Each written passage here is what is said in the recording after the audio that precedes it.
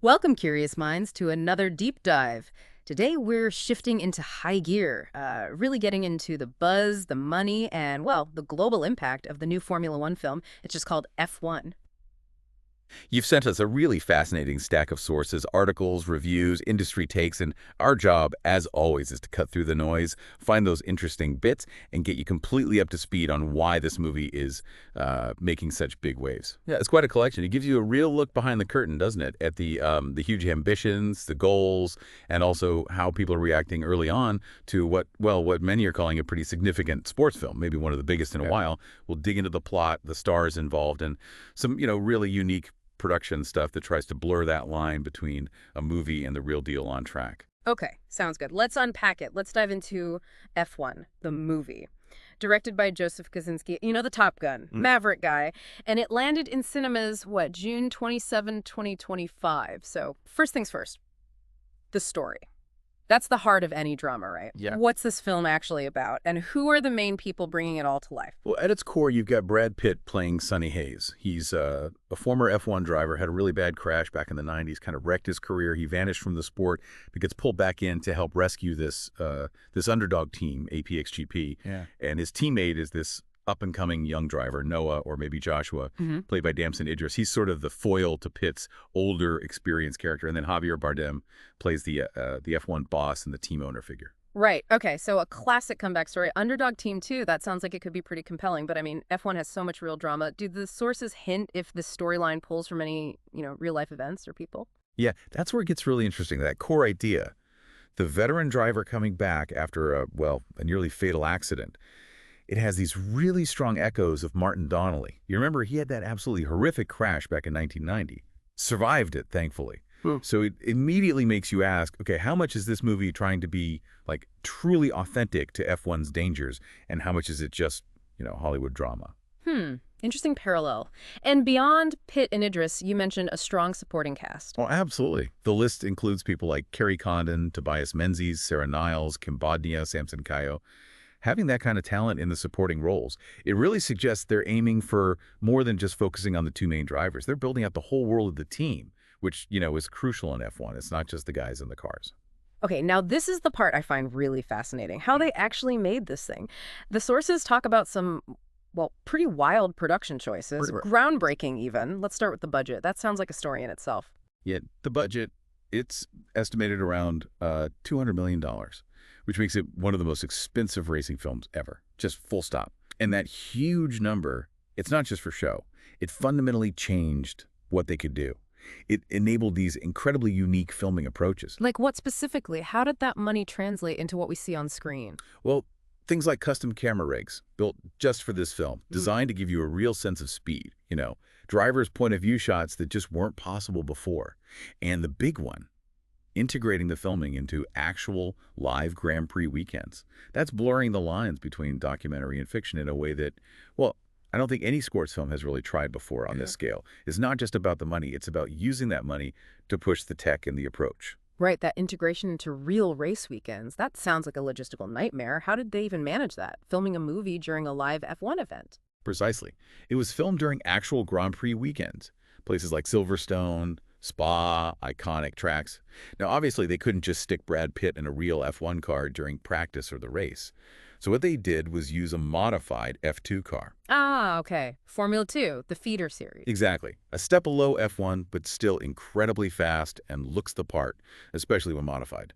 Brad Pitt actually drove this car on track during the weekends, sort of between the official F1 sessions. So they got the real crowds, the real atmosphere, the real track, without actually interfering with the championship itself. Pretty clever, really. Wow, that is clever. A huge undertaking, but you can see how that would pay off for the immersive feel. And speaking of authenticity, Lewis Hamilton's name pops up a lot, not just as a cameo, right? He was involved behind the scenes. So, hugely involved. He's credited as both a producer and a key technical advisor. And his involvement is, it's critical. It's like a stamp of approval from arguably the sport's biggest star. He was there advising on, driving stuff, how the teams work, the engineering side. Getting those details right in a sport like F1 is vital for credibility. Yeah, you need that insider knowledge. Right. And the rest of the production team sounds like a blockbuster lineup. It really is. You've got Claudia Miranda doing cinematography, Oscar winner, music by Hans Zimmer. Can't get much bigger than that. Production by Jerry Bruckheimer, the king of blockbusters. And it's backed by Apple Studios and Warner Bros. For the release. It's an all-star team, absolutely. They were clearly swinging for the fences, aiming for a massive, must-see cinematic event. Okay, so huge ambition, groundbreaking techniques, massive budget, all-star team. But the proof is in the pudding, right? How did it actually go down with audiences and critics? It premiered mid-June, then the global release on June 27th. What are the early signs? Box office, reviews, did it deliver? Well, the initial box office numbers look pretty solid. Opened strong, $25 million on the first Friday in the U.S. Projections were over $60 million globally for that opening weekend. But, and it's the big but, you have to measure that against the $200 million budget. As of the first weekend, it's grossed around $64.5 million globally. So it's a decent start, but the big question is its staying power. Can it leg it out and actually turn a profit on that huge investment? That remains to be seen. Right. Recouping $200 million plus marketing takes time. And what about the critics? Were they blown away or more measured? It's a bit of a mixed bag, leaning positive on the spectacle. Pretty much everyone agrees the visuals are incredible, the racing scenes are immersive, intense, you really feel like you're in it. However, a lot of reviews also mentioned that the story itself hits some familiar beats, story cliches, basically. For instance, VG in Norway called it visually stunning, though formulaic Hollywood fare. That seems to capture the general vibe.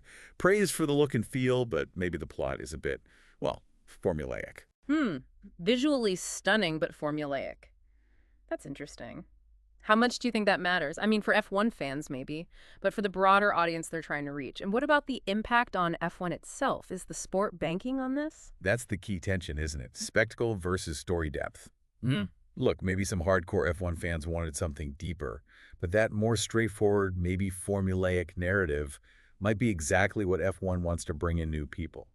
Stefano Domenicali, the F1 CEO, he's quoted saying he thinks the film will be massive. He even suggested it could have a bigger impact than Drive to Survive. Wow, bigger than Drive to Survive. That's a bold claim. It is.